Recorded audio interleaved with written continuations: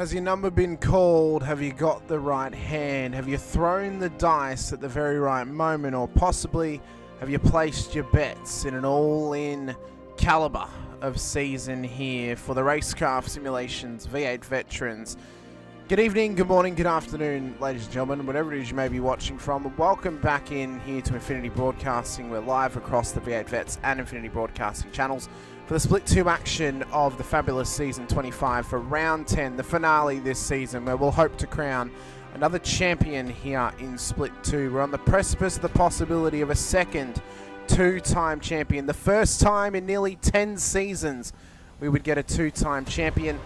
Now is the best possible time than ever that we could possibly do so. Hamish Munro here with you alongside Brett Fisher once again. Brett, we're coming to tonight where Matt Scholes has had a little bit of pressure taken off him by way of some drivers missing tonight's race, and where he could be 150 k's away by joining Rick Sibra on the very small list of drivers who have won two Split 2 V8 Veterans Championships. We're not very far away at all, Hamish. Great to be here once again for the final round of Season 25. I'm looking forward to this last race. It's a bit of a challenge, this track, but I'm sure we'll get there in the end. G'day to everyone out there in the chat. Great to see you all again. And for people who are watching this video, video? Can you call it a video? Technically it becomes a video when the live stream's finished, I suppose. Yeah. So for those people in Futureland, yeah, great to see you watching it, and give us a thumbs up and a like and all that sort of stuff. Happy days. Onward and upward, as they say. That's very, very true, Brett. We come into tonight to the Sachsenring for the very first time in the V8 Veterans, a circuit that I actually quite dearly hold close to my heart. It's one that I fell in love with by playing through the MotoGP games of the mid-2010s, and it's a circuit that is twisty, it's tight, and it's tough for these drivers in supercars. Tonight, of course, they often struggle at circuits that are very, very suited to motorcycles. Of course, the Sachsenring, other tracks as well that may include, of course, Jerez, or possibly even Navarra or Aragon as well, just to name a few. So the Sachsenring it's a good testing circuit. It's one that I think is quite overlooked in terms of great racing circuits in the world. Not within my top 5 or even my top 10 favourite racing circuits in the world, but it's one I think is severely underrated in how tough of a challenge it is, but how satisfying putting a complete lap together is as well. It's one that is a real roller coaster ride right here in Germany, of course. And when you think of Germany, Brett, well, you think of motor racing. You think of motor racing greats like the Hockenheimring and the Nürburgring, and then other circuits as well, like Urschusleben and like the Sachsenring, which are a little bit overlooked, but they are fantastic places to go racing. And for the first time in the Vets, we get to do that here tonight. So as we have a quick look in at our current championship standings, Matt Scholes leads the way on 1,232 points. He's currently adrift of Simon Haynes by a little under 60 points right now in the championship, but the big important thing to remember is Simon Haynes is not here tonight. He's unable to race. Tim Mulford then, 10 points further back, cannot race either, had called in to work very, very late on Thursday. So both of them miss out on the chance to win the Split 2 title. It will mean that they very likely will remain in Split 2 next season, so there'll be challenges to keep an eye out for. The next one we then look back to is Dave Arney. Well, currently, for Dave Arney to win the title, he needs to win the race, and he either needs to win the race or finish anywhere, and Matt Scholes needs to finish before the 75% marker of lap 32. If he makes lap 32, Matt Scholes will be the Split 2 champion for Season 25. Jim Caperonis, he's a little bit too far away because of the amount of drivers that are in the field tonight. Darren Crosby as well. But when we look at the natural drop-off of positions of drivers, of course, in that top 5, Haynes and Mulford, if they drop out through natural progression, it would allow Darren Crosby and Damon Fisher into the top 5, with Kiddis sniffing on the back end of an opportunity at getting into Split 1 still at this point in the season. He had a great start to the season with Alex. He was one of our championship contenders very early on, but a poor slump in form in the mid to late part of the season has taken him out of championship winning opportunity, but there is still an opportunity for him to make his way into Split 1. He's got to try and grab the bull by the horns though and just ride it as hard as possible, Brett. Maybe for Alex, he needs to hope Damon finds some of those internet gremlins again and he can find his way back in the top 5 of the championship. Yeah, yeah. And just on Alex Kiddis too, what a roller coaster a series for him. You know, like come out of the gates firing on all 8 cylinders, we might say, having getting sort of settled and putting some getting some points on the board early, and then unfortunately just got the wobbly knee and just went down. You know, and We've seen it happen before, Brett.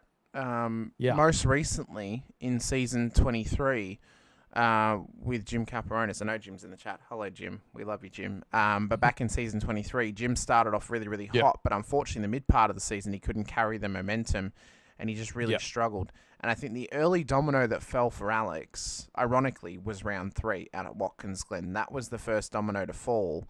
And that was the one that kind of then led to the offset struggles that he would face this season.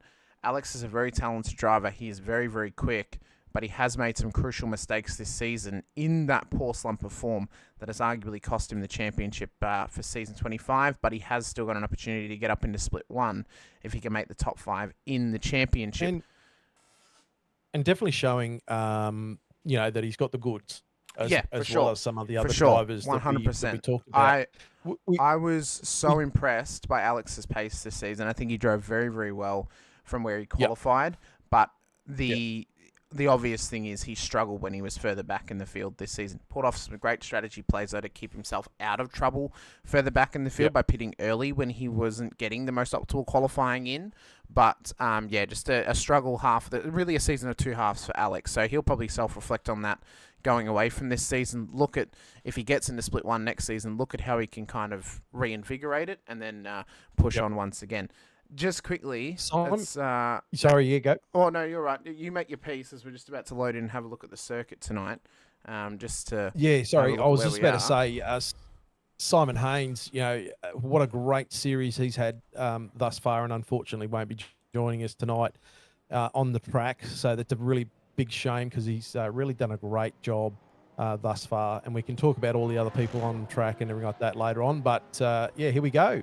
Let's zoom in onto the Sachsenring, not too far south, Brett, of Leipzig, here in Germany. Actually, in the Hohenstein-Ernstthal region of Germany as well. This circuit's been used ever since 1996 in its current form. It was originally a street circuit, though, back in 1927.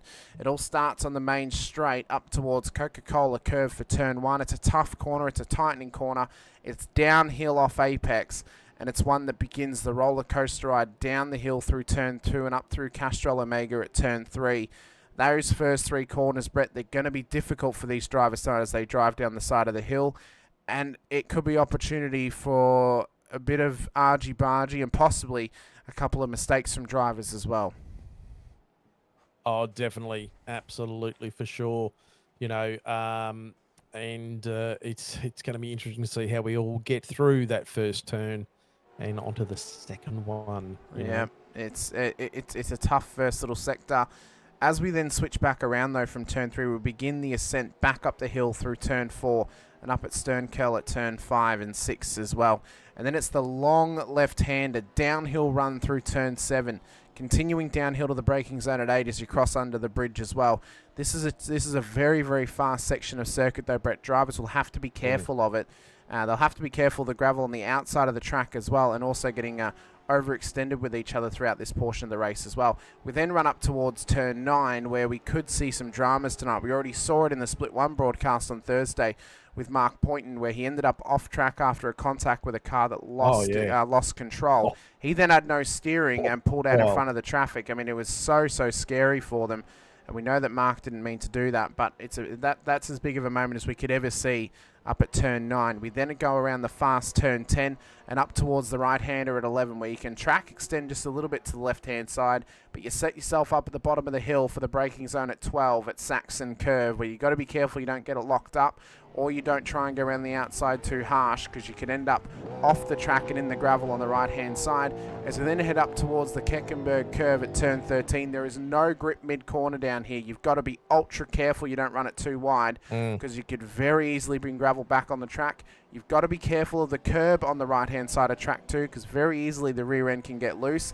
And the other important thing to talk about tonight, Brett, is the pit entry. Drivers have got to be ultra cautious of pit entry and be cautious of the speeding and pit lane penalties you can receive here, because it is a quick pit entry. It's one that you will get to the cones incredibly fast, and if you haven't practiced it all week, you've got to do it in the warm-up to make sure you are prepared for that entry. Pit exit shouldn't be too bad, although we have seen some incidents across the other 3 splits at pit exit, but I have a feeling that split 2 may be okay tonight for pit exit. Yeah, well, let's hope everyone gathers it all up and keeps it all on the straight and narrow. I'll tell you what, that's just looking at that track map, isn't that a John Van Ree, heaven? Look at all that sand. It's just absolutely. I have to wonder, Brett, if this is the track that Holden based the Holden Performance Centre on when they were producing the HQ panel vans of the day for the Sandman panel vans, maybe. Just get a bit of beach in the car for you. But no, it's a difficult track. Yeah. It's a short track as well. 3.6 Ks, 2.2 miles in the old language, 13 turns in an anti-clockwise direction. But very rarely do we actually get to go to an anti-clockwise circuit, so it's fun when we get to do it here tonight as well. So it should be a fun time ahead. As cars are out on track at the moment for the warm-up session, it's about to get finished up as drivers are just getting themselves prepared here tonight. Pretty much to explain it to you, Matt Scholes has got himself a hell of a free kick at this championship now. Thanks to the unfortunate missing of Simon Haynes and Tim Mulford. But there is still pressure on him to make lap 32. If he doesn't make lap 32 tonight for whatever reason, or he does make it and he gets ultimately bulk penalties and he ends up at the back of the field, then Dave Arney can still win the title. But it is going to be a massive uphill battle for Dave to do that, one that may seem a little bit insurmountable, knowing how final rounds normally go in vets. I think we're 150 Ks away, possibly, from Matt Scholes being crowned the champion, but anything can happen, Brett. Anything can happen, and invariably does, so you've got to keep yourself all contained, even though you might have a slight advantage. You've still got to walk the walk and talk the talk and get that car across that line as high up as you can now, at that finishing line. So realistically, Brett, this season, I do have to say, though, no matter how good Tim Mulford's been, no matter how good Simon Haynes has been, Matt Scholes has looked as good as he ever has this season. Like, he is looking like he is back in his prime. And I think he's pulled that off again by getting himself another pole position this season. He's a man who's on form. He's back in form once again for the first time since his last championship challenge back in season 18, where ultimately he won on the day out at Mugello. Tonight he comes into a very similar motorcycle style circuit. He starts it on pole. It's going to take a lot of work for Dave Arney to get past him tonight, no matter how good Dave is. It's his to lose. Matt has been the driver on form this season. It is really his to lose tonight. Yeah, it certainly is. Yeah. Well, let's have a look at our starting grid. It's not round 8. We are round 10. Would have paid for me to have it's all right. remembered that one. Oh, look at that. Pay out every time I've forgotten to change the round number. Matt Scholes, our championship leader, will start on pole alongside Chad Varga on the front row of the grid. Paul Burns, Scott McKenzie on the second row, Chris Blanchard, Damon Fisher in behind, Jim Capron and Shane Randall ahead of Ron Allen and Dave Arney for our top 10. Bruce Tannick, Simon Heddersheed will then make up the top 12 on the grid tonight. Mick Clifton, Todd Duggan ahead of Andrew Hoffman in the top 15 with Matt Stores alongside him with his teammate Scott Weston in behind, as well as yourself, Brett, in P18. It's a great qualifying from yourself. Rick Viger, Mark out in the top 20. Brett Taylor, one of last week's Driver of the Day award winners alongside Dave Arney, starting back there in P21 with Jeremy Bush, Brett Horsell, Tony Chapman out of P24. We then look back to Steve Grumley, Darren Crosby, Alex Kiddis and Matt Parker starting from the back of field. Bretton O'Brien not driving tonight. He's actually stepped into the race control booth, so let me just remember to remove him from my list as a driver, because that will then mean he won't show up on the timing tower. But a massive thank you, though, to those drivers, or to Bretton, for stepping out for the last round just to get into the race control booth and help RC out, because I know that Travis was struggling last week out at the Red Bull Ring.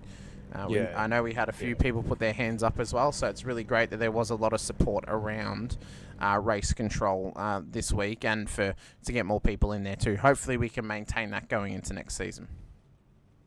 Yeah, and it's a huge job with a number of race controllers, but to be one race controller, that is mental. Like, the amount of stuff that be going on his desk at the time would be insane. So, well, what will happen in only roughly an hour and a half's time when 150 Ks have been completed of this circuit? Will Matt Scholes, the man of Canberra, who's put it on pole and leads the championship into the final round, will he walk out with his second Split 2 championship this season and become the first man to do it since Rick Sibra, and make it 2 drivers who have had 2 championships under their belt in this split? Only time will tell. Or can Dave Varney challenge him, the man of Queensland and Brisbane? Can he land the helicopter for a championship charge? The lights are up, revs are rising, and the pressure's gone up as well as the green flag flies at the Sachsenring for the first time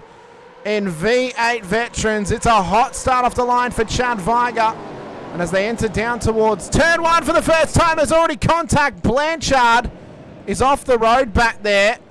Oh, way off. Way off the road. Some really bad stuff. He must be out there collecting sand for I think John he is. Henry, He's doing the WKMP job at the moment. His header sheet. Is that Simon Hennessy? Yeah, he's dropping positions at the moment as he's just trying to get that car going again. So it's a hot start in this race. So you're dropping a few positions there, Brett, but you're good to go again here. But yeah, I was just trying to keep out of trouble. Yeah, I was just trying to keep out of trouble, and it wasn't really too interested in a massive fight to the death for the first couple of corners.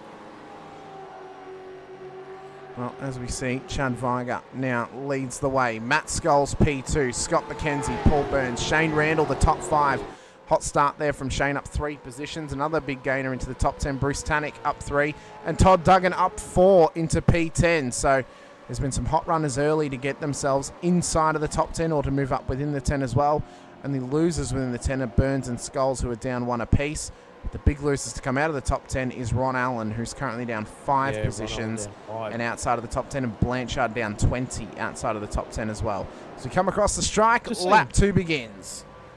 Yeah, just seeing Damon sort of disappearing into the realm a couple of times there, so maybe his internet woes are, oh, here we go. Yep, Todd Duggan. And that looks to be, Brett, a case of final curb. Catches out a rear end tyre, possibly. It was so easy to do on that section of the track too. Really easy. Just the slightest too much of acceleration and the car just danced right around. Yeah, Damon Fisher at the moment is having real bad blinking issues off the back of Randall's car here. Let's keep an eye on this now for this lap, because this car, looking a bit like a Blinky Bill at the moment, is the shark of HAR and the NZ entry, putting some pressure here on Randall. Yeah. They've got Caperonis in behind them as well. Tannick too. These guys have been long in Split 2 for quite a few seasons. Caperonis came back to Split 2 this season, Brett. And right now he's got a free kick to get back up to Split 1 next season as Fisher disappears into the realm. Oh my God. Oh, there he is. That there is terrifying. Yeah. Not only for Damon, for people around him too. That is the most terrifying thing when a driver disappears. You don't know where they're going to come back, and if you're halfway through a move or something like that, that is absolutely terrifying. But Jim Caperonis, fortunately went on holidays last season when he was in Split 1, and if he does, and I hope he does go up to Split 1 again, it'd be interesting to see as Damon disappears again, how he does handle Split 1 with a full season, if he can muster it, because it'll be interesting to see how he tackles that. Well, Jim doesn't mind that Damon is blinking at the moment. He just told us in chat that he would never call him in. So you can see he's just going to let him race. Both of them hope to get into top 5 in the championship after tonight. So Jim will be happy to sit here though, because at this point in time they both would be inside of the top 5. But that blinking for Damon, it could be a curse for him, because if the likes of Tannick get past Jim and then Tannick books the call in, well, Race Control are going to have no choice but to check in on him and watch that blinking like hawks watch their prey. So that's going to be a tough go for Damon if that continues. But Chad Varga at the moment leads the way. No hand in the championship tonight, of course, but it's always good to get a little ego boost in the final round. Matt Scholes currently in championship winning position. Scott McKenzie, well, he's had an up and down season, Brett, but has had some real shiners. Thinking back to Algarve, where he had a solid drive, as well as Paul Burns just trying to back up his teammate tonight back in P4, holding back some of the assailants who look to chase down the championship leader. I wonder whether Matt Scholes is in that position he is at the moment and just is thinking to himself, I might just sit here and just cruise around for a bit and let this race unfold, you know, knowing the fact is that they're slowly pulling a gap on the field there a little bit. You know, why put yourself under any pressure? But we'll see how he sort of feels as we get further into this race. Bruce Tanner getting past Jim Caparonis. Yep, so he's got that job done at turn 1. So now we need to watch, because Tannick may call Damon in for blinking here. And then that would mean Damon would have to come into pit lane and fix that up. So this could be, if that doesn't sort itself out for Damon, he may end up at the back of the field very, very quickly. Unfortunately for him. Which is a shame too, because he was having a good season. Yeah. And definitely in the latter part of this season, showing some pace. You know, I mean, there's a lot of guys out there with pace, but yeah. Yeah, there are. There really are. There's a lot of drivers out there who've got great pace about them. One of them, Alex Kiddis, who started in pit lane tonight for license points after Red Bull Ring. We obviously saw that debacle that he had last time out in the wet, so he's had to start for pit lane. So is Steve Grumley, so that's why they're down the order tonight. Steve's actually been into pit lane for his first pit stop already on lap 2. Smart so he's move. just trying to fix up some of the issues for himself. Of course, critical lap tonight was lap 1, so wanting to try and get in as early a possible pit stop as you can, because it means that if there's a safety car called, you can come in and you will get home with your second stop. So it's a pretty key point of strategy. As Tannick's just trying to get past Damon here down at turn 1, but cannot quite hang it around the outside. So this is becoming a tougher and tougher debacle for him. Yeah, and this is where that blinking issue becomes a bit of a bigger issue when you are trying to make a move.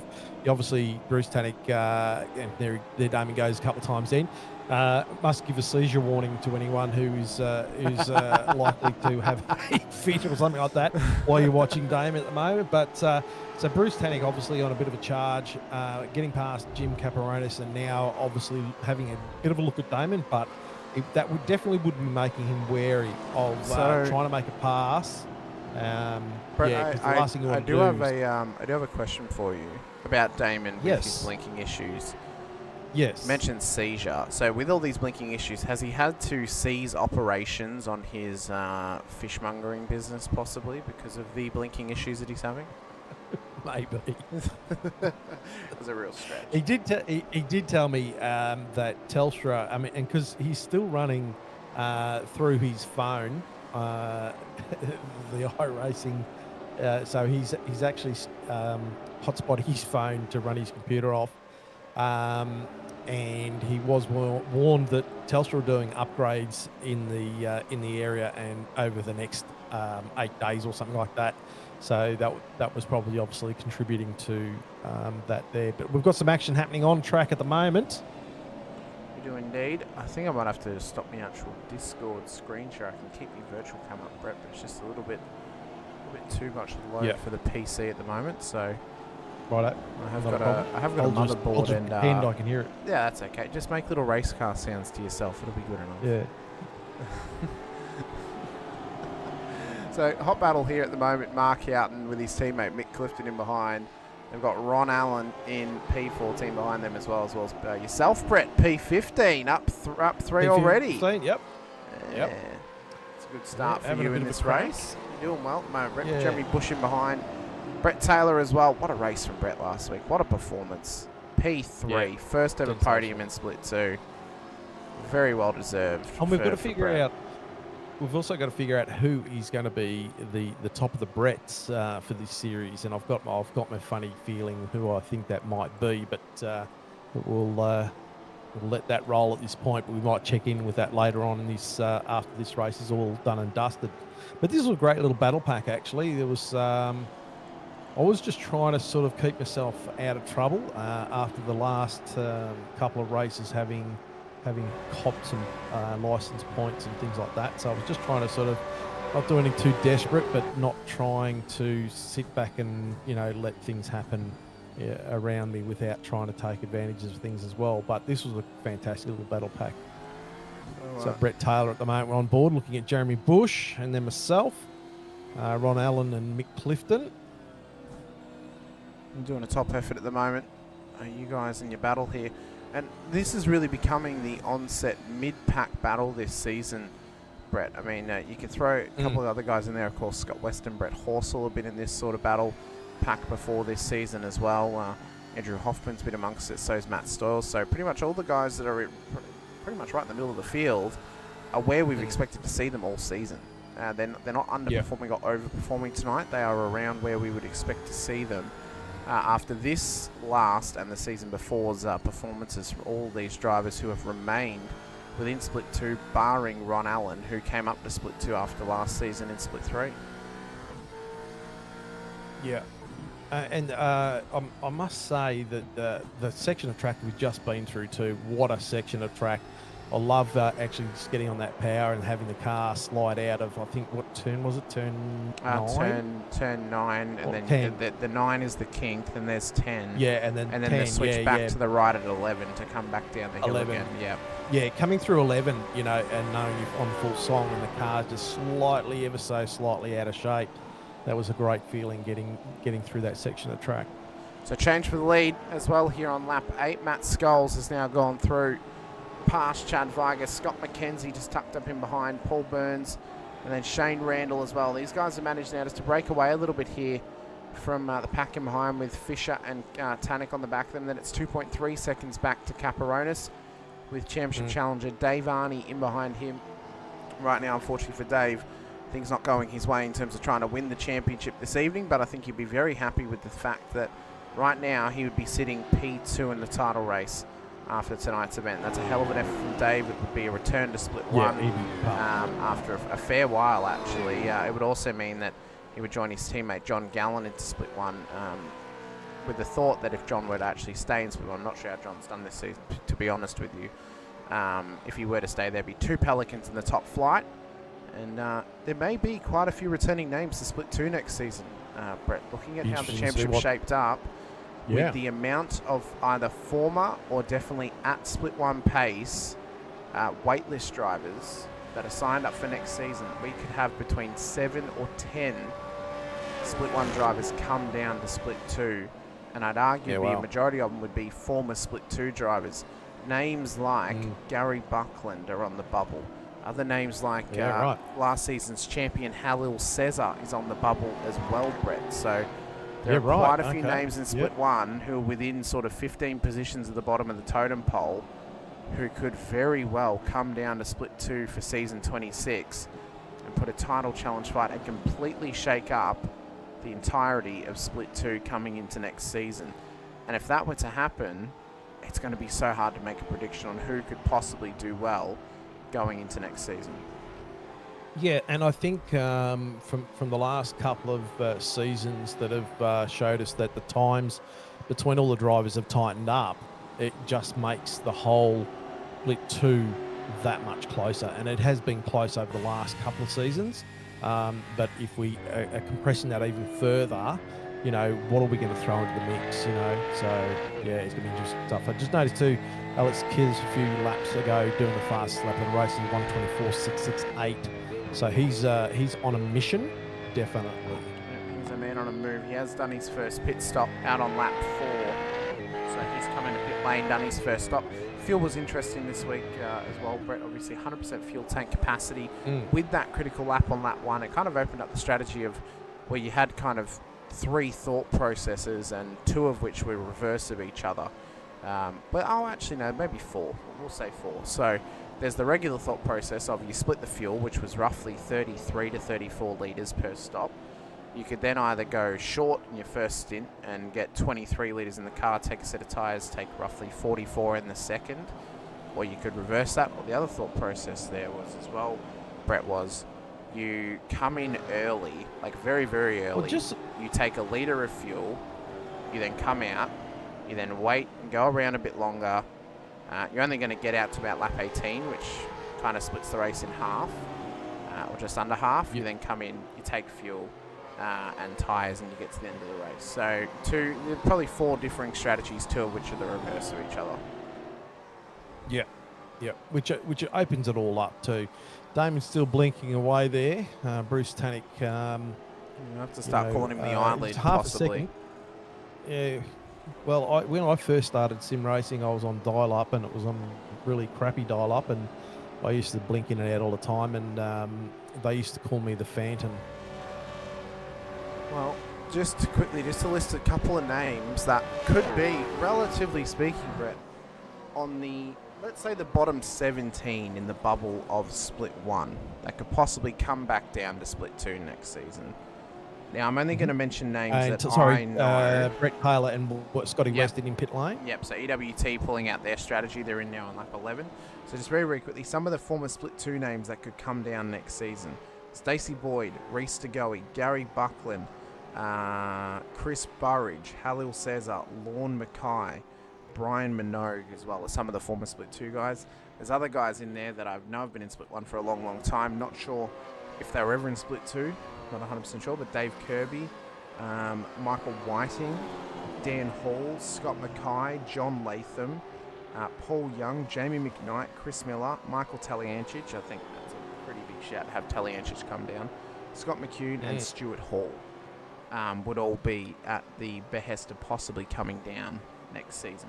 I know John Latham is not he's not contending season 26 due to work commitments. He just can't get home in time. Also because of the time that they start and being in WA, so it makes it very hard for him to get home in time to get to the start of the race. So I think he's going to have a season off. I'm not sure whether it's going to be further than that, but that's as far as I know. It's one name less that could possibly come down.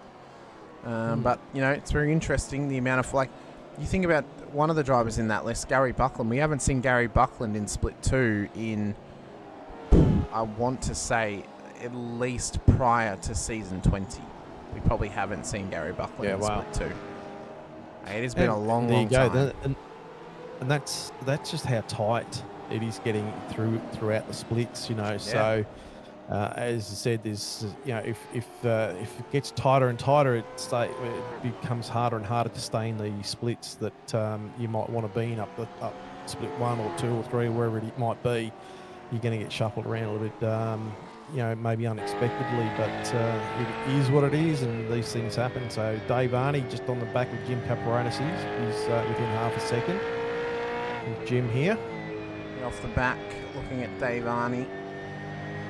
Poor old Damon has been blinking quite a fair bit. He's got Tannick hot on his heels right now, but it is holding Bruce up at this stage. It's been an off track from Chad Weiger further up the order, down at turn 12. That's now going to let Scott McKenzie through at turn 13, and Chad's going to bring it right into pit lane. Smart move. Smart move. Randall's going to join him as well. So Randall in, Fisher's in too. This could possibly be a black flag for Fisher to get the internet fixed. I'm unsure. We'll see if he does return to the circuit. So Weiger and Randall in. We'll get a good view here of what the strategy could be for some of those front runners here tonight. It's now left Scholes and McKenzie out on the road, as well as Burns, Tannick, Caparonis, Arnie, Hoffman, Stoyles, Clifton, Houghton into the top 10 now. So let's watch how these pit stops are going to go for them, because this could be crucial for the race spread. If they time this right, they time the traffic correctly, this could be a massive payoff. Randall's already dropped, and he's going to get out ahead of Chad Weiger from that stop. Only a 12-second stop from Randall, so I think that's enough fuel just to cover the tyres. He's come out just behind Tony Chapman. So for Randall, who's been lapping in the 25s tonight for his fastest lap, with Chapman's fastest being a 27, he's going to want to try and get past Tony as quickly as possible, or hope and pray that Tony's going to come straight into pit lane on this lap. Yeah, that's it. I was thinking something then, and I'm now void of thinking, unfortunately, but you know that does happen. No, it's gone completely. Actually, drawing a blank. Unbelievable. So Damon Fisher, I believe as well, Brett, has now pulled out because of those internet issues. It's a shame. Jim does make a good point, saying he's blinking, but a good gap, so I don't understand why someone should get punished unless the person is right there. Clacker, well, Bruce was behind him, and I suppose for Bruce, he was worried that he might hit Damon and ruin his own race and ruin Damon's race, so I can understand that. I kind of think that's fair enough. Because as I said, like, I mean, you know, not challenging someone because they're blinking and not wanting to get, you know, a car to sort of appear in the middle of them as they're going around a corner or something like that, you know, it's fair enough. So it's an unfortunate thing, but, you know, I think it's fair. You know, if it goes on and it doesn't sort of, sometimes we have those internet blips that, you know, you might go one lap and it sort of happens and then it gets it back to itself. But, you know, when it's going on constantly, I think that's fair to just release. Was that Randall back in? No. Randall's been out. He's just exited. Tanek's just come out as well, just behind Chad Viger. So for Randall, so he's taking a shorter stop here to try and keep track position throughout this one.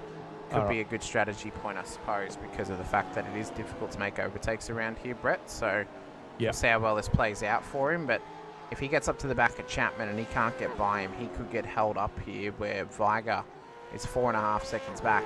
Randall does not want to give that 4.5 seconds up if he can help it, as Skulls is now in the pit lane as well. So Matt Skulls is in. How close is this going to be to Shane Randall? Because Shane was roughly, I think Shane was about 3 seconds off the back of Matt before the pit stops. So how close is he going to be after this stop? Yep, so Skulls in, Burns in. Office and Skulls. Yep. Houghton as well. You're in, Brett, coming in to visit your pit crew, so console your brother in pit lane as well. No, I think he got to the transporter and left straight away, I think. Oh. Got the car straight out of the circuit. So Skulls is in. Randall is rocketing down the straight right now with Tony Chapman right in front of him.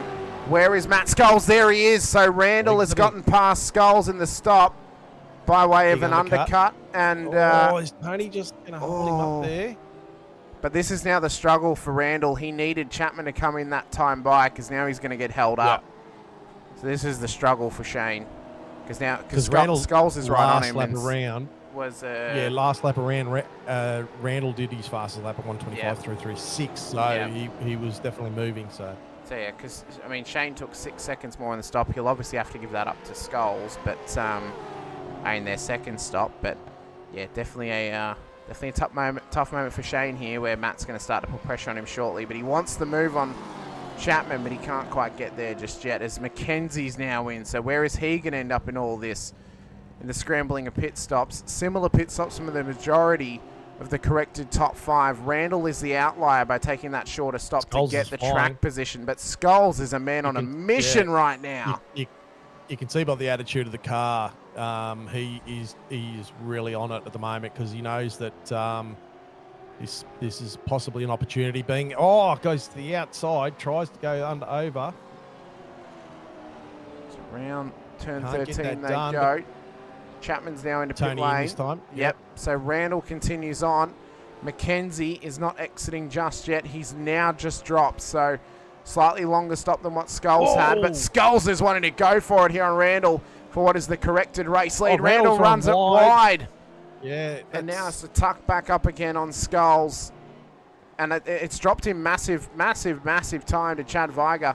Remembering that gap was out to 4.5 seconds. It's now down to just 1.7. Yeah, that's closed up very quickly. But you can see Skulls definitely on a mission there. He wanted to get past, and he's just gone past it, and now he's starting to clear. So he's already got over half a second out on Randall at the moment. He is on an absolute tear, is Matt Skulls. And it is seriously, if you go back and you watch season 18 and then you compare it to season 25.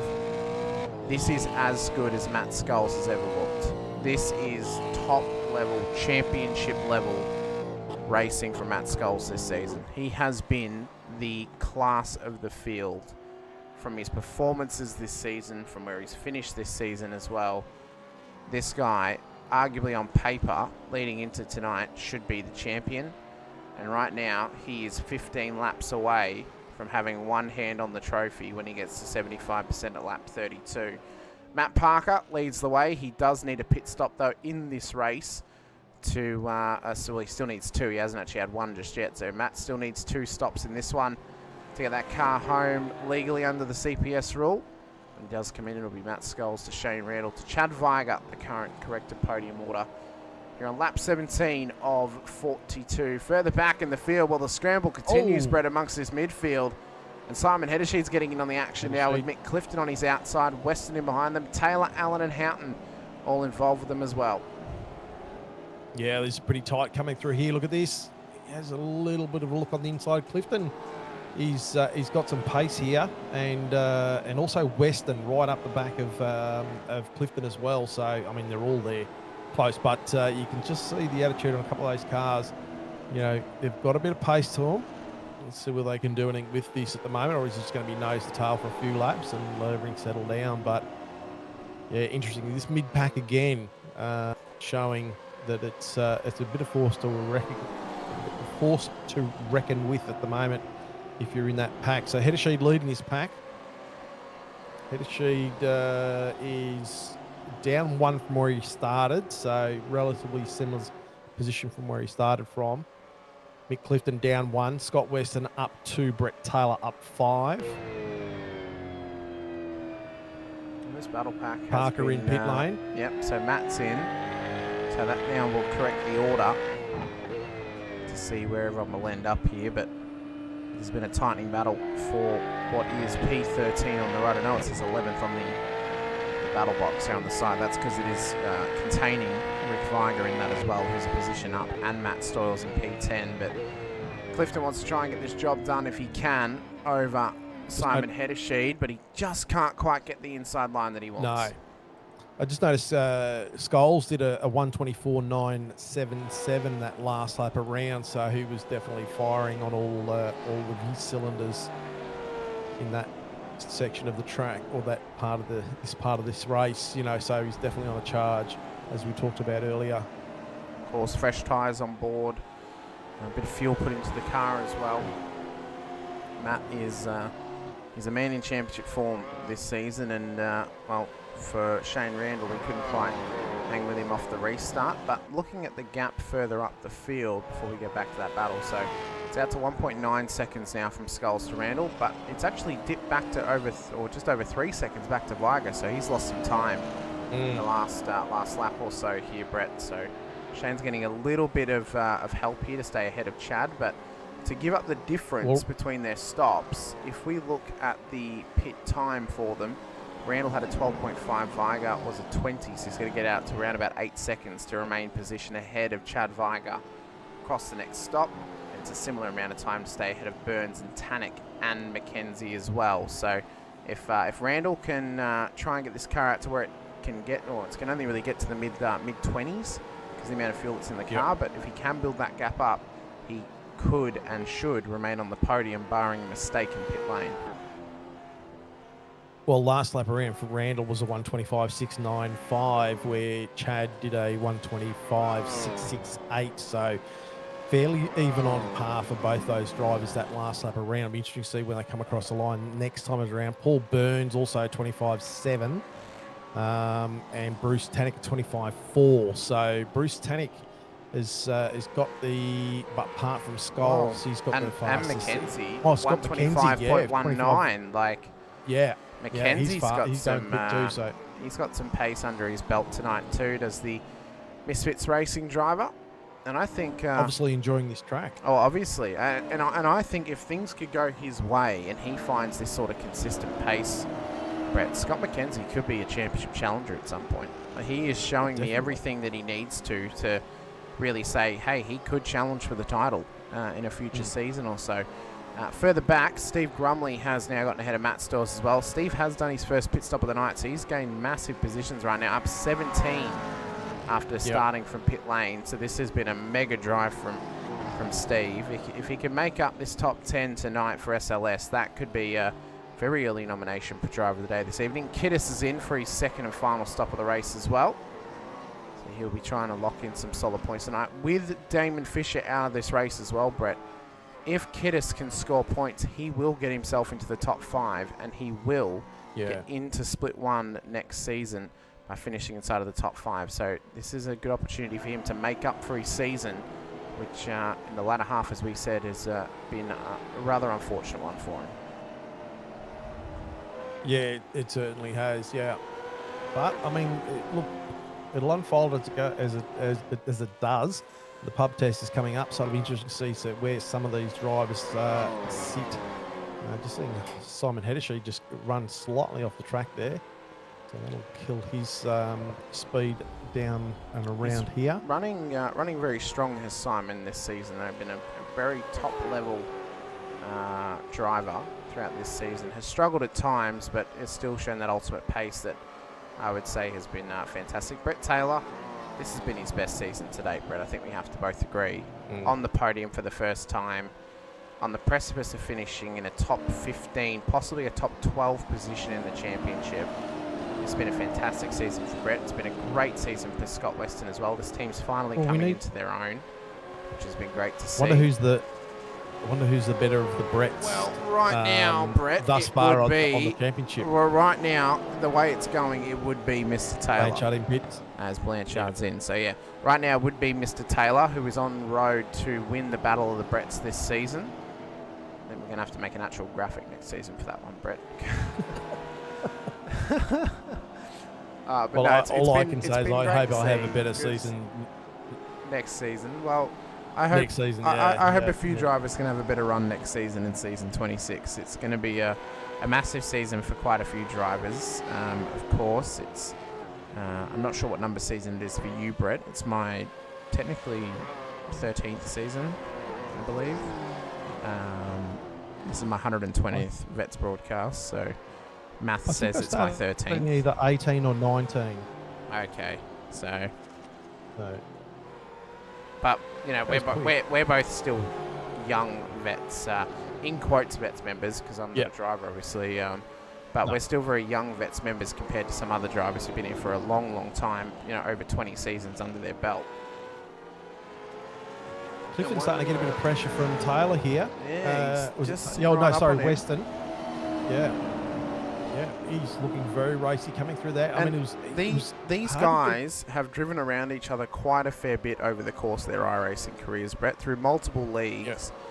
They've had many a battle in SRW, in ASR, as well as Clifton got a little bit loose under brakes, and then as well here in Split 2 of Vets. So these three drivers know each other like the back of their hand in terms of how they go about their racing and how they battle as well. And how ironic is it, Brett, that they're both the teams that were born out of the Phoenix Ashes of Taipan Esports as well. Accelerate Sim Racing and East West Tasmanian Racing, formerly East West Racing, before Brett was picked up when he was a privateer. So both Scott and Mick are former Taipan drivers.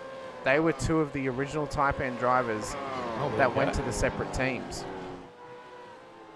There you go. Just looking at lap 22, Matt Scholes has got a nice little lead at the moment. He's cruising out there with a 3+ second gap at the moment, 3.7 nearly. Chad Viger, a 2.4 gap. Paul Burns, close to Chad there. So he's having a decent little crack at Mr. Viger at the moment. And we just see Bruce Tannick, was it on the inside of, was it Scott McKenzie or Dave Only? I pulled the Scott screen blurred McKenzie out back there. for a second. That is Scott McKenzie. And yeah, he's got past. So Bruce Tannick up 6 places at the moment. It's a great race from Bruce tonight. Really, really good race from him. Yeah, McKenzie trying to sort of tuck in there and run with him, but just dropping off ever so slightly there. So you know what Bruce this Tannick, would fast. What this would also mean is, Brett, we now go 3-1 on Aussies compared to Kiwis on Split 2 championships in the Gen 3 era of Vets. Oh. We started with a Kiwi in Logan Barnett. Ever since then, we've only ever had Australian champions in Matt Muggleton and Halil Cesar the last 2 seasons. What it does mean as well, with Tim Melford not racing tonight, it means that our regular wording of the stat, the round 3 winner, always goes on to win the championship in the Gen 3 cars. How we can word it now in future, Brett, is the round 3 winner always wins the championship when he participates in the final round. Fair enough. Just to redeem that stat.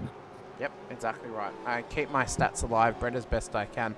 Lap 24 of 42 right now. Matt Scholes leads the way to Shane Randall with Chad Weiger, Paul Burns, Bruce Tannock, the top 5. Scott McKenzie is hot on their heels, though, trying to get himself back into the 5. Can he get the job done before the end of this race? Dave Arney, Jim Caparonis just ahead of Matt Stoyles, who's got Steve Grumley hot on his heels right now as well. Ron Allen into pit lane. So into the pit lane comes the third of our second pit stop, or 2 stoppers, as Alex Kittis and Chris Blanchard have already been into pit lane in this race.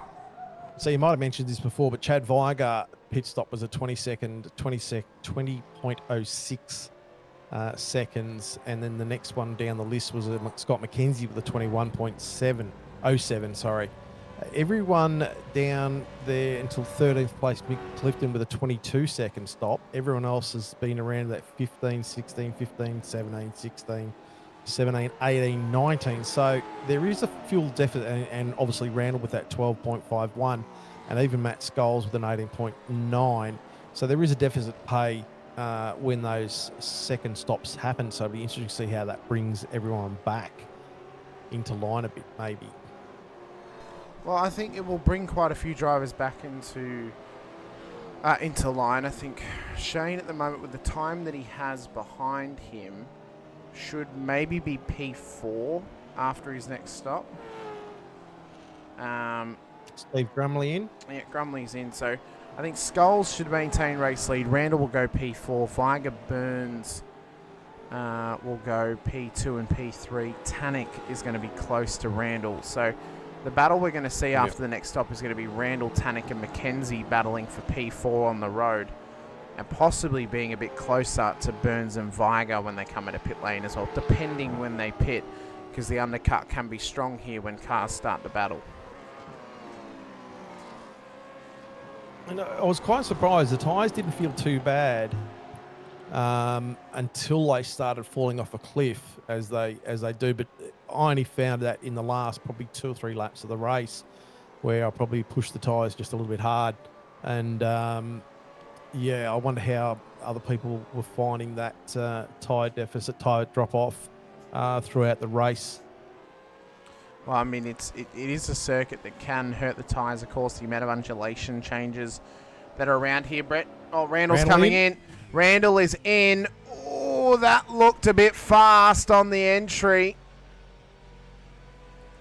Oh, I hope for Randall's sake that was not a speeding in pit lane penalty, because this would drop him well down the order and out of contention for a top 5. So into the box Randall goes. We'll watch it for when he drops. If he drops and he's sat there, he's got a black flag. And he has to wait. So we're watching. We're expecting roughly an 18-second pit stop, Brett, because of the previous time that he still had to give up on this second stop. Let's just have a look here. He drops and he is sitting. So it is a black flag for Shane Randall. Heartbreak for him. Bush into pit lane. So now we've got to look at, well, Weiger and Burns are battling away for 2 and 3. Tannock and McKenzie are battling away for 4 and 5. But if they tighten up through the pit stop, Brett, this could be an all-out battle for P2 here tonight out at the Sachsenring, and what a fatal 4-way it could be. And Bruce up 7 spots at the moment, so he's had a cracker. He's really getting at it throughout this race, which is great to see. The only other battles going on track at the moment, Mick Clifton and Rick Weiger, Brett Taylor and Scotty West, and they're probably the closest cars on track at the moment in those 2. I don't know if they would battle though, being teammates, would they? So I would say that Scott and Brett maybe would just hang out together here, wait till after the next pit stop to start battling. Maybe. I mean, Brett's got to think about Who knows? the Brett Championship, of course. Well, that's it. Brett, Yeah. you know, he wants to try and be the best of the Bretts as Scott Oh, is in. Weston's in. How many times can I say Brett in about 60 seconds? Or I count about Yeah, I 6 know. then, but You might run out of Brett's. yeah. I'm a bit lost for Brett at the moment. Bit low on air.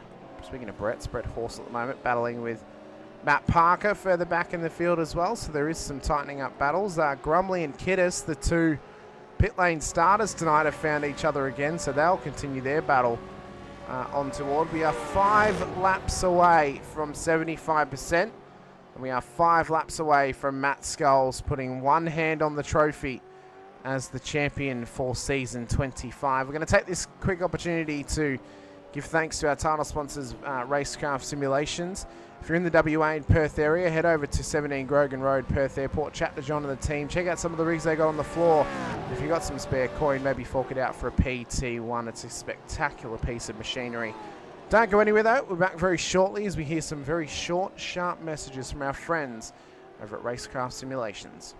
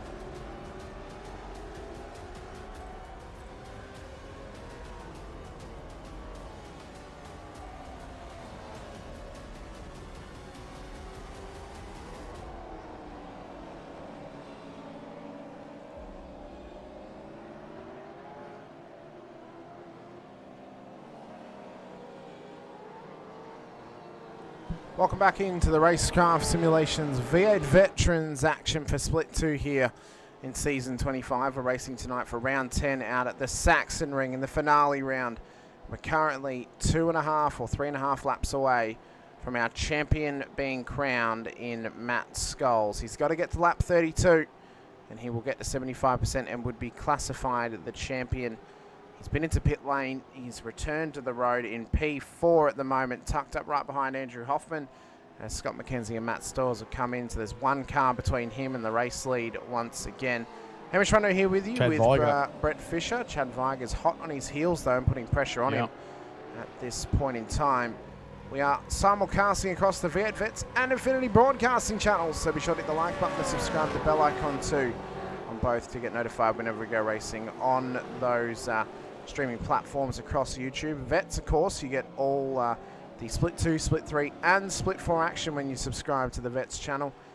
And from what we've seen this weekend, you don't want to be missing any of the action of Season 26 when we go racing once again on the 18th of December 2025 for round 1 of the next season. Over on Infinity Broadcasting, you've got so much to look forward to as well. Monday morning, Australian Eastern Daylight Savings Time, 11:50 a.m.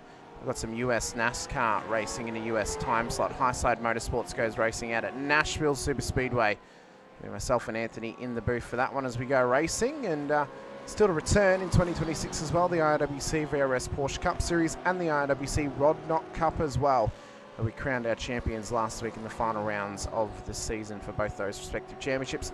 But tonight we get to crown another champion, Brett. We are 2 laps away from Matt Scholes doing all he needed to and to be classified as the champion for the 2nd time in history. Yeah, and he's showing some dominance out there at the moment. We've just seen Chad Viger. He was about half a second behind him for a short time there, but he's now stretched that to about a second. So he's getting on with it again, and just enjoying it out in that fresh air out in front. He's just done a 24.689.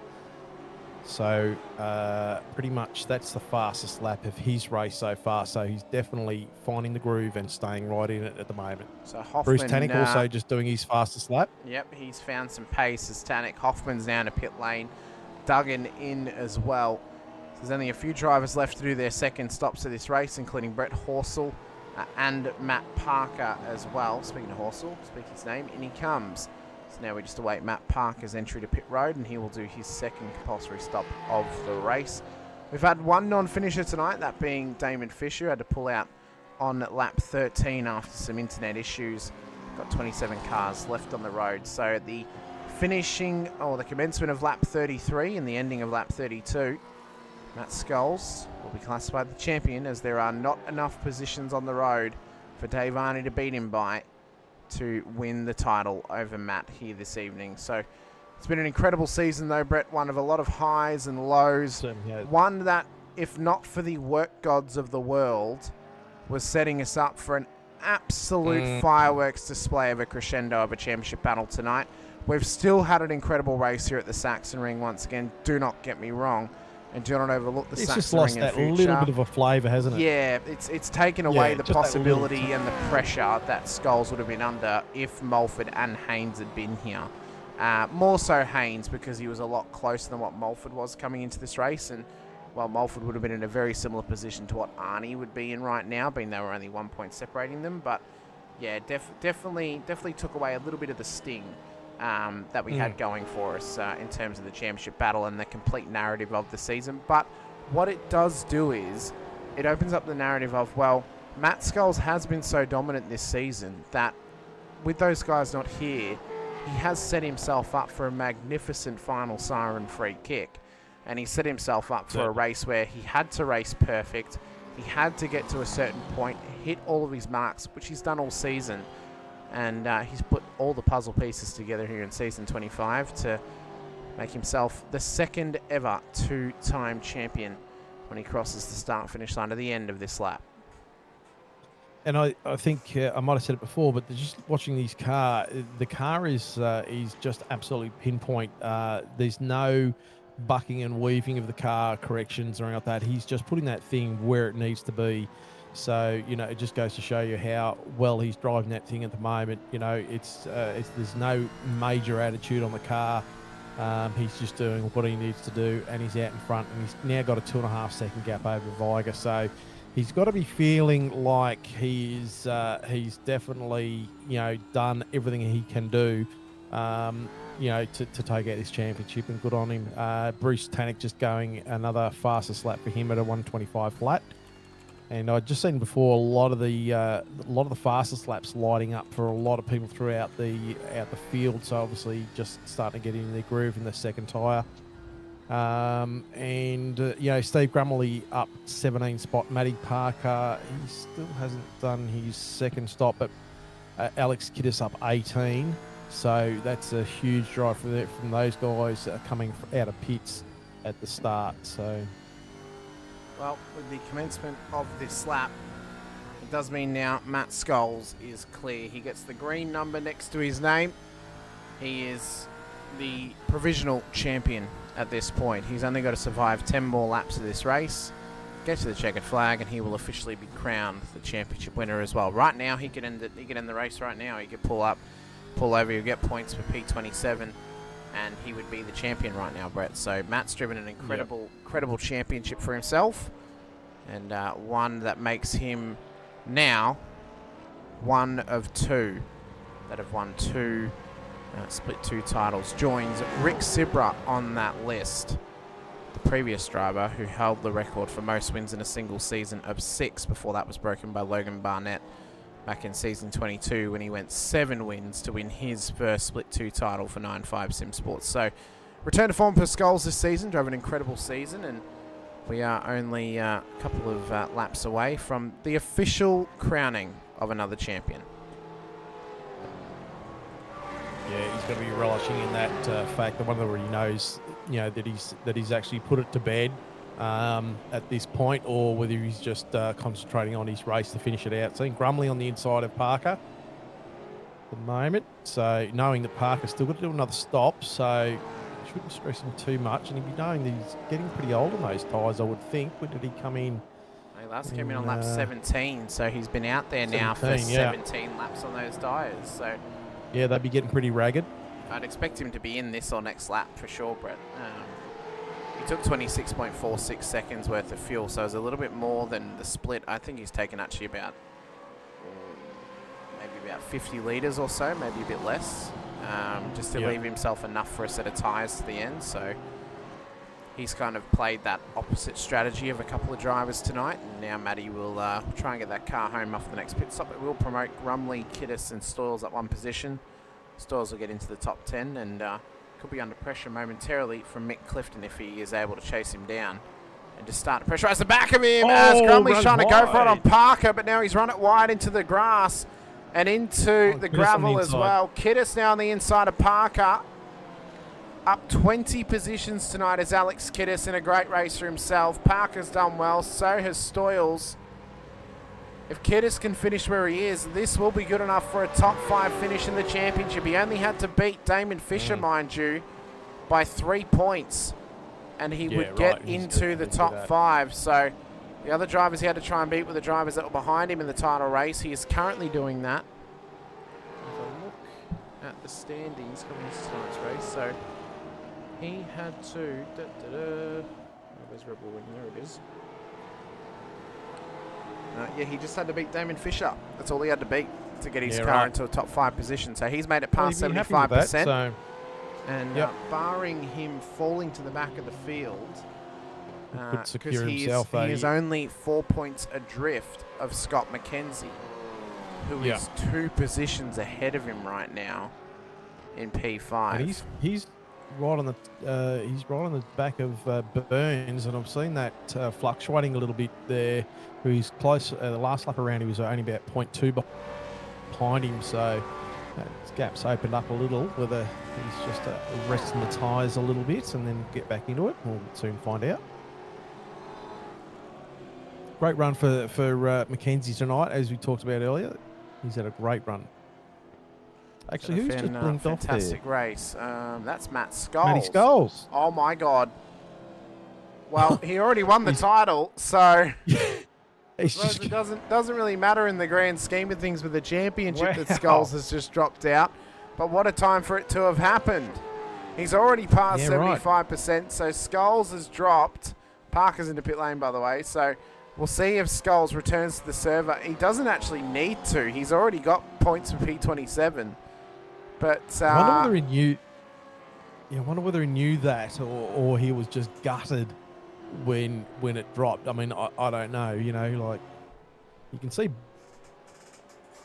Tannic now on a charge as well. So last lap for Tannic was a 25.7, and Viger was a 26.2. So what's that? Tannic, what that's done is pace. That has now extended everyone up 1 position. So Mackenzie's now up to P4, Kiddis up to P7. So if Kiddis is on a 0x race right now, Brett, he could be on for 4 bonus points tonight. Right now, Mackenzie, I believe, is only on 1, which is for leading a lap. And he's currently on 0. off tracks. He's on 0 off tracks, but he may have a car contact. May have it. Yeah, So, with bonus points applied, if they were to finish where they are, I believe it is Scott McKenzie will be getting 173, and Kiddis would be getting 170. So Kiddis would beat him by 3 points.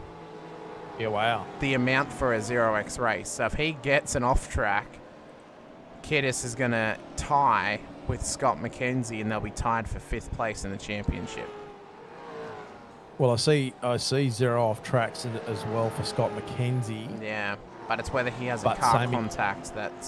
same again, yeah. Yeah, because it doesn't count car contacts, it only counts off tracks. So... Yeah. It makes it a bit hard to really predict, especially in the replay file format as well. We can't see, obviously, penalty flags. Hopefully that's a thing coming in a future update for SDK, please. Yeah.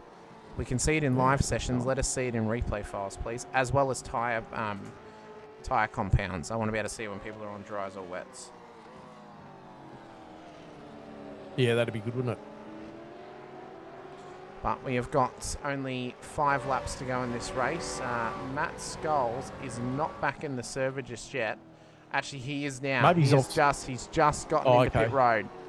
I was going to say maybe he's off celebrating it with champagne already. Well, P26, because Tony Chapman's actually still behind him. He never actually got back past him again. So, Skulls P26 down 25 tonight. Will not get anywhere near the top step of the podium, but is the champion at the moment. And the irony is that Dave Arney has just passed him as he's come out of pit lane. But yeah, Matt has done it with only a few laps to go, but now it's a swan song for him. It's been a bit of a crazy night, hasn't it? It has. It has been quite crazy for some drivers. Dropped opportunities for some, taken opportunities for others, but what we've seen is really tight battle packs. I would love to see a long form race here, Brett. I think like a 300k race here would really test the field. And if we had a bit of open strategy about it, could really throw out some amazing racing in terms of in the pit lane and on the circuit as well. Oh, definitely, yeah. I mean, look, when I first started cycling in this track earlier in the week, I absolutely hated it. But it took me a couple of days to sort of get my head around how to drive this car around here. Even though I didn't qualify, I mean, I qualified a second off my best time. I did get into a 24.9 in practice with no draft or anything like that.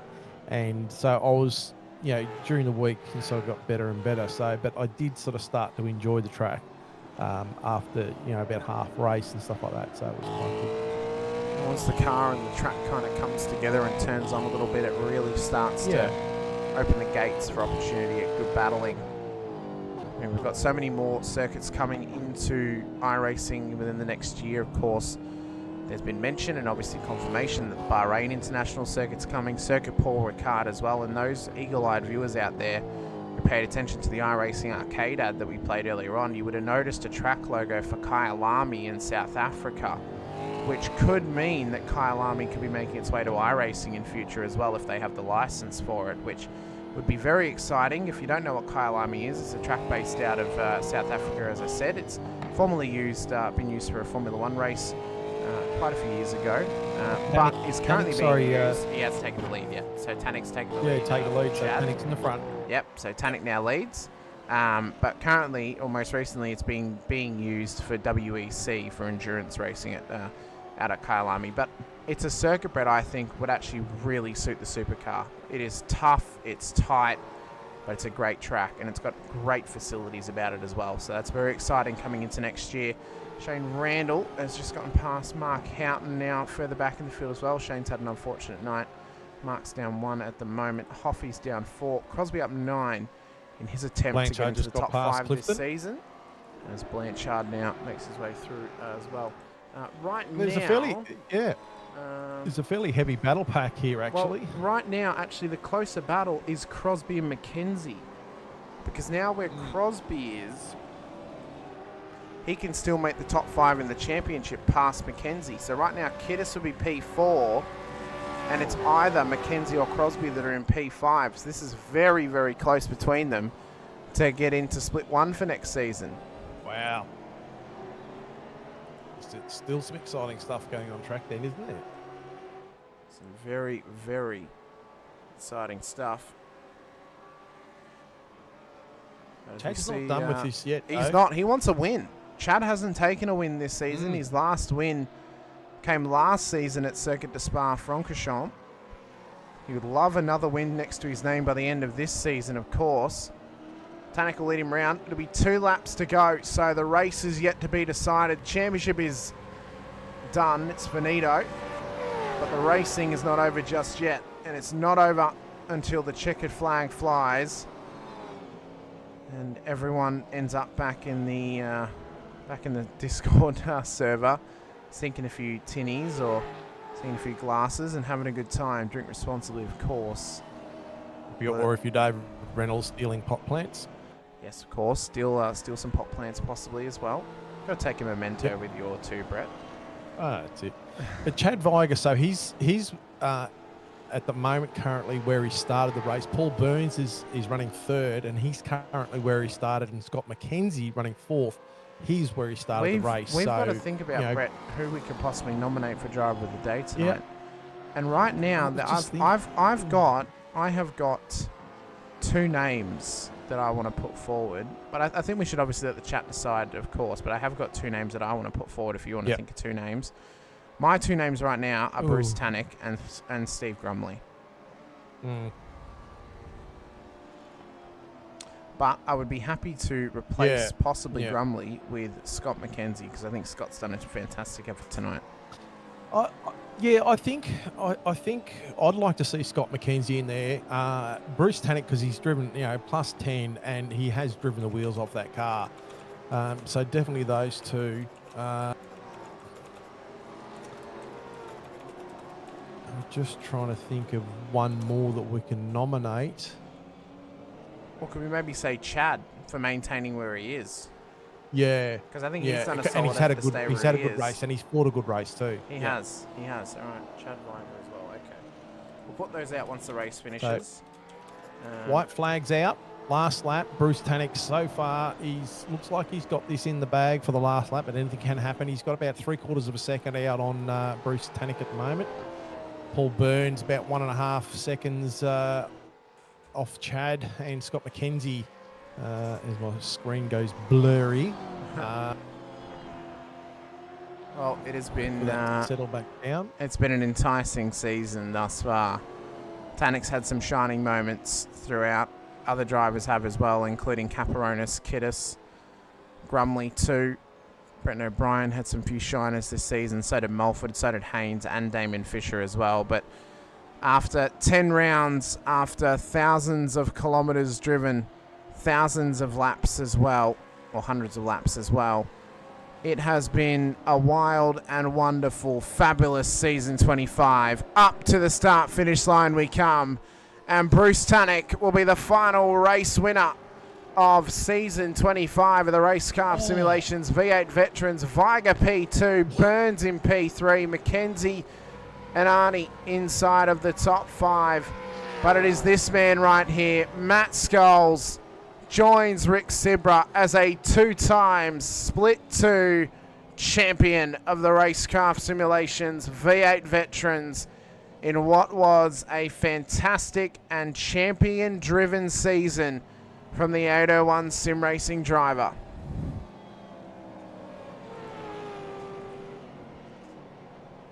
Yeah, no denying he's had a fantastic season. I just noticed then too, as Bruce Tanek crossed the line, I thought I saw his car slowing.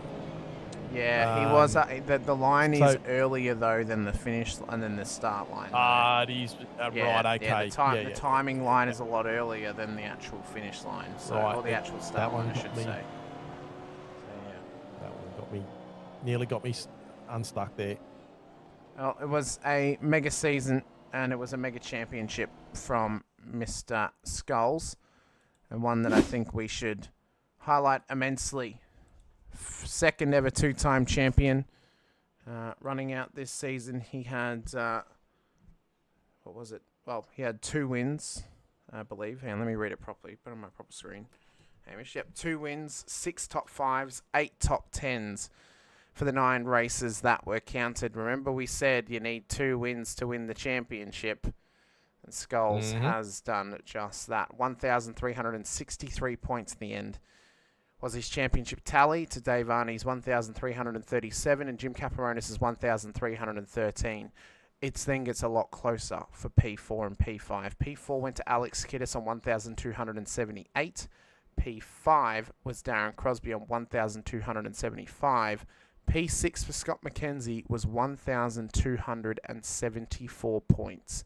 He missed out on a split one, guaranteed ticket to split one by 1 point, Brett. Yeah, that was how close it was in the end. Wow. Yeah, that was how close it got. It was an amazing season where I believe we averaged just over 30 drivers per round. It was one in which drivers fought hard fought tooth and nail battles all throughout. We gave out 2 double Driver of the Day awards this season. Crazy. Absolutely crazy. We make our own rules, apparently. We do. We make our own rules, apparently. Get your votes into chat, because currently it's tied between Tanik and Viger, so we want to try and get that sorted out. Yeah, come on, guys. Get your votes Get your votes happening. Come on. You've got a keyboard. Otherwise, it's going to be up to me and Brett to decide. And, you know, God. we'd have to figure out which one it is out of the 3 of them. But, yeah, a mega season for all involved. Oh, a huge season, Hamish. One that, once again, we've had the absolute pleasure of calling. Season 26 is going to be bigger and better than ever, Brett. I'm so excited. It's my 13th season for the Vets. It's your 9th season in the Vets as well. Yeah, what a championship. What a season it was. Big ups to Dave Arney and Jim Caparonis. They lifted their game this season. Congrats to both those guys for getting a race win this season as well. Commiserations to Tim Mulford and Simon Haynes for missing the last round. They would have been right there in the end if they had have made it to the Sachsenring, but it will mean that we'll get to see them again for season 26, battling away for another championship possibility as well. Just to give you the final results of the last round of the season, it was Bruce Tanik to Chad Viger, Paul Burns, Scott McKenzie, Dave Arney, the top 5, Jim Caparonis, Alex Kiddis, Matt Stoyles, Chris Blanchard, Mick Clifton, Steve Grumley, Brett Fisher, Simon Hedishi, Brett Taylor, and Jeremy Bush are the top 15. That finish there for Taylor means that he wins the Battle of the Bretts this season.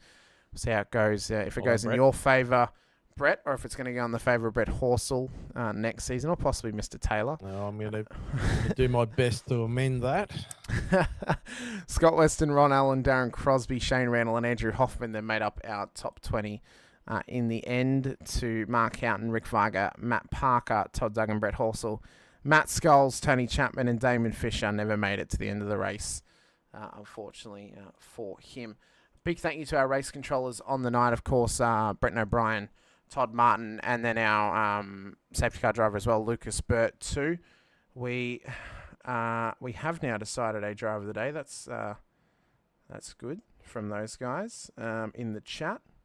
It has now been decided, and it is going to go the way of, well, Mr. Chad Viger of Angry Birds Racing. Very good. Who drove a very consistent race. The chat made the decision, of course. They were the ones that highlighted Chad in that one, and big congratulations there to Chad Viger.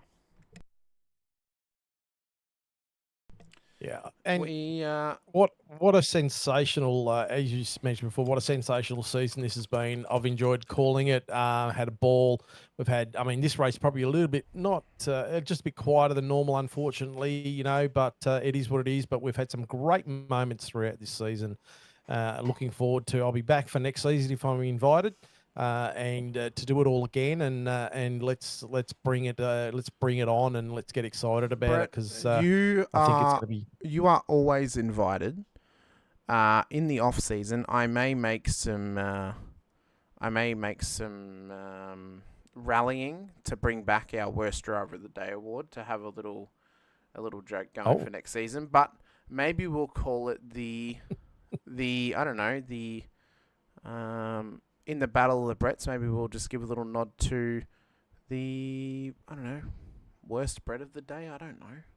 Maybe. Oh, Possibly. that's only, geez, worst bread of the day. Well, that's pretty. I mean, it's other people can have shockers too. It's 10 cents a Well, vote let's- though, let's- Brett. But still.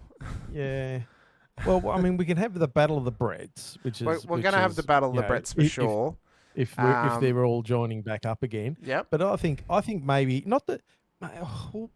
Could it be the worst driver of the day or the most unfortunate driver? Maybe we have that. Maybe we or have something unluckiest like that, you know? driver of the day. Someone who maybe Yeah. makes a mistake in pit lane that costs them something, or just someone who get got caught up in an incident. Yeah, Yeah. I think so. And we'll highlight that driver as they could have had a very great race, but they just unfortunately got caught up in something. And try and push them on to try and have a bit of better luck the next week, maybe. Not to hound them or anything, or not to chew them out, but just to say, no. this But person it's just one of those actually, things like they could have had a great race, we but all they got have caught up good- in something. You That's know? right. And we all have good ones, and we all have shockers, and it's no point out to anyone to sort of for any other reason than just to say, oh, that was unfortunate. You had a shocker, and let's move on. And I was also wondering whether we start up a GoFundMe page for Damon to get into proper internet too. Whether that might be the thing as well. Because I think I said it last season. It would be great to see him have a full season where he's not plagued by internet issues and things like that. I think that he could have obviously finished up in that top 5, and I think he's not too far away from a revisit to split 1 maybe, but see how we go for that. Well, what we have got for next season is going to be a mega championship now. At this stage, round 1 was penciled in as Phillip Island. At the moment, it's very likely going to be replaced by the Adelaide Street Circuit for next season as well. So it's going to be a mega season for season 26, one that you guys want to be a part of. Pre-qualifying is going to be happening over the next few weeks. We'll be going racing on the 18th of December 2025 for the final round of the year, but the first round of season 26. So it is going to be a massive season going forward. What you'll be looking out for, I gave a little clue to it last week by giving the what were the clues I gave? But I know one of them was pill. Was there another clue I handed out last week for it? I can't remember. I mean, you're asking me. I've got a shocking memory. I can't recall exactly. The theming was around the colouring of something that was 26 years old this year in 2025, which was for the Matrix. So the colouring. It's literally I just picked that because it was green. That was why I picked it. But yeah, it won't be Phillip Island that we're racing out for round 1. It will be Adelaide. But I made this before we decided Adelaide was likely to be round 1, but it will be an Australian circuit nonetheless for next season. So. It'll be poor car. I know. In your graphic. I know. It was such a launched. good. It was such a good photo. I thought I've got to use it. It's such a good photo. So yeah, that's what you got to be looking out for next season. It'll be matching the thumbnails that we have over at Infinity Broadcasting for our other road series and the Porsche Cup series by having the track map with the flag in behind it as well. So the track map returns to the thumbnail. I'm pretty proud of it. I think it looks pretty cool. So yeah, it's just a little thing for me. I like to do every season. Are you going to take the green pill or the blue pill? The red pill or blue pill, Brett, would be the reference there. Yeah, sorry, that's all right. I got if you take a green pill, I don't know what's going to happen to you. I know what can happen if you take a blue pill, but that's definitely appropriate for the veterans. But yes, just make sure it doesn't get stuck. You might wake up with a stiff neck, but still. With a stiff neck. Yeah, that old one. Yeah, that old one. But no, it's been an absolute. Maybe if you take the green pill, you end up being a leprechaun. Maybe, who knows? But no, it's been. I wake up and I'm 4'3". I've shrunk and I've been left in the drive for too long. But no, it's been an absolute Running pleasure. Around the house saying, to be sure. Sorry, I'll shut up in a second. No, it's okay. It has been an absolute pleasure once again to call the action here for Split 2. It's a highlight of my week every time I get to be here in the booth with Brett and with everyone out there in the chat as well. We appreciate you joining us throughout this season too, whether it's been over on Infinity Broadcasting or right here on the V8 Veterans channel as well. If you do want to help support us here in Infinity Broadcasting, you can hit the like, the subscribe, the bell icon too over on the Infinity Broadcasting channel. I would love to hit 300 subscribers by the end of the year. We're currently at 266, so we're only 34 away. Be massively appreciated if you guys could do that over in the Veterans channel. Hit the like button and subscribe to the bell icon as well, so you're notified whenever we go racing here with all the Vets action of Split 2, Split 3 and Split 4 as well into Season 26. Go and support SimSpeed TV as well. Subscribe to those guys. Live 8:30 PM Australian Eastern Daylight Savings Time will be the Split 1 action of next season. And across the weekend, as I said, you'll get the Split 2, 3 and 4 action right here on the Vets channel. But I've been Hamish Munro with Brett Fisher alongside. A massive thank you to all of our series sponsors: Racekraft Simulations, Logitech G, Parramatta Isuzu Ute, Player One Sim Gear, Nova Sim Sports, Südspeed Gloves, LGC Images, and M1 News Cars for Driver of the Day Award. Tonight it went the way of Angry Birds Racing's Chad Viger. Next time and next season, it could go to you. But from all of us here and from everyone in behind the scenes in the league, we thank you so very much for supporting us once again. And we'll see you guys in December, and we'll see you guys next month for the start of Season 26. But until then, stay safe, drive hard, and as always, bye for now. With lines screaming, tires bleeding, virtual cubes, the motor's breathing, engine thunder from down under, piston fire, turn asunder, put your name in lights. Oh, with the Vets tonight, it's a 1,000 decibel super car fight, burn this track to the ground with V8 sound. You're so steel, but the racing's real. Pedal down every pass you feel. Step right up and place your bets. This is us, the V8 Vets. Put your name in lights. Put your name in lights with the Vets tonight. It's a 1,000 decibel super car fight. Burn this track to the ground with V8 sound. Put your name in lights. Oh, oh, with the Vets tonight. It's a 1,000 decibel super car fight. Burn this track to the ground with V8 sound. Burn this track to the ground. Come on now, put your name in lights.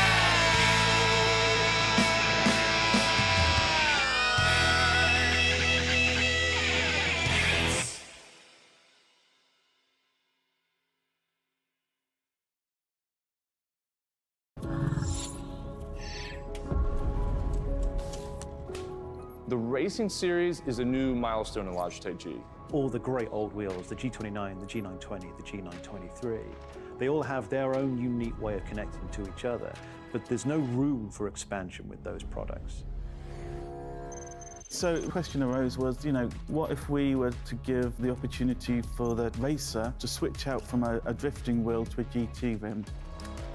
With the wheel hubs that we've created, that's got a very specific button set, but you can replace any of the steering wheels. And the real lovely aspect to this was we could give the user, driver and the racer the opportunity to experience different genres of race. That allows drivers to craft high quality, customized setups that resonate with your individual racing style. When we start with the design, we always start sketching. But very often, once we've got sketches, we start discussing with engineering. We had 3 rounds of engineering testing or user testing where we invited in users from sim racing, and every single round of feedback we refine, the product based on what they tell us.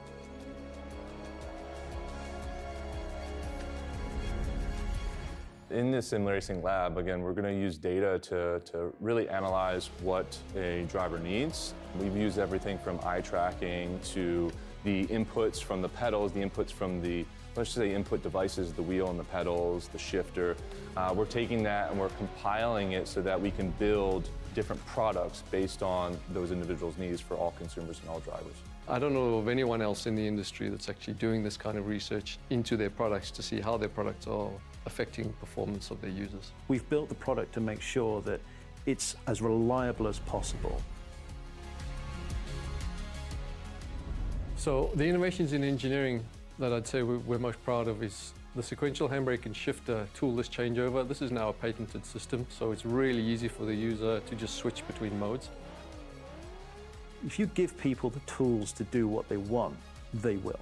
They will just go off and have fun.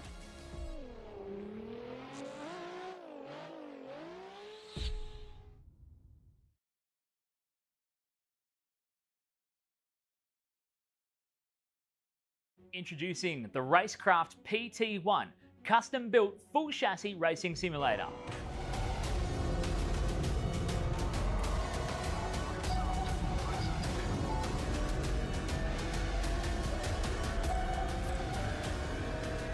The design project, codenamed The Cage, an 80/40 extrusion chassis sitting on top of a Sigma Integrale DK2 Plus 4-point full motion actuator system.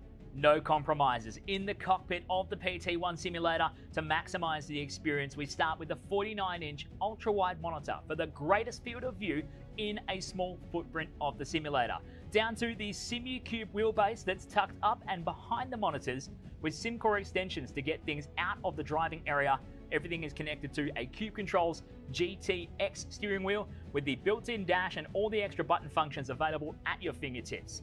Driving through the Raceworks S1 pedals, the potentiometer throttle and the 2 hydraulic pedals for brake and clutch ensures you maximize the feel underfoot, and seating yourself into an OMP HTER bucket racing seat with OMP belts connected to a G-belt tensioner to provide that extra feeling and the heightened experience while you're driving. Additional interfaces and accessories in the PT1, we have twin butt kickers, one on either side of the OMP seat, as well as a Jinx sequential shifter, the SimPush Race Logic timer to the left-hand side, a Rackraft built-in WinSim kit with Philips Hue lighting and a built-in soundbar, plus the OMP side net to finish off the experience in the PT1.